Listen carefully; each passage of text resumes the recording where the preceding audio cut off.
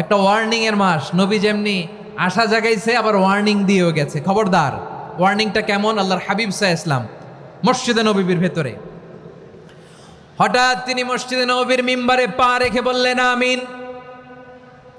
দ্বিতীয় ধাপে পা রেখে বললেন আমিন, তৃতীয় ধাপে পা রেখে বললেন আমিন। সাহাবারা অবাক হয়ে বললেন ইয়া রাসূলুল্লাহ, ইয়া হাবিবাল্লাহ, তিনবার শুধু আমিন আমিন পড়লেন, কেন পড়লেন আমরা কিছু জানি না, আমাদেরকে জানিয়ে দেন কেন আপনি তিনবার আমিন বললেন। রাহমাতাল লিল আলামিন আল্লাহর হাবিব বললেন, ও আমার প্রাণের সাহাবীরা, আমি যখন মসজিদে নববীর মিম্বারের প্রথম ধাপে পা রেখেছি, সাইয়েদনা জিবরিল এসে আমাকে বলেছে, ও নবী, আপনার নাম শুনে যে ব্যক্তি আপনার উপর দুরূদ পড়ে না তার ধ্বংস। আপনি বলেন আমিন। আমি বলেছি আমিন।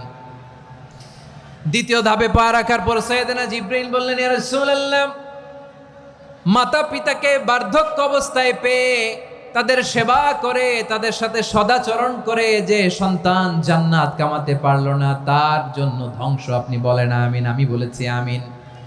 আবার মিম্বারের তৃতীয় ধাপে ঠিক যখনই আমি পা রাখলাম, সাইয়েদনা জিবরাইল বললেন, নবী, রমজান মাস পাওয়ার পরে এই মাসে ইবাদত করে যে ব্যক্তি নিজের গুনাহ মাফ করাতে পারলো না তার জন্য ধ্বংস। আপনি আওয়াজ করে পড়েন আমিন।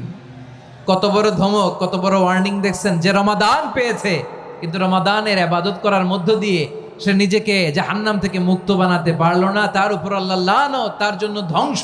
সাইয়েদনা জিবরাইল বলেছেন আমিন, স্বয়ং বিশ্বনবীও বলেছেন আমিন। আওয়াজ করে পড়েন নাউযু বিল্লাহ।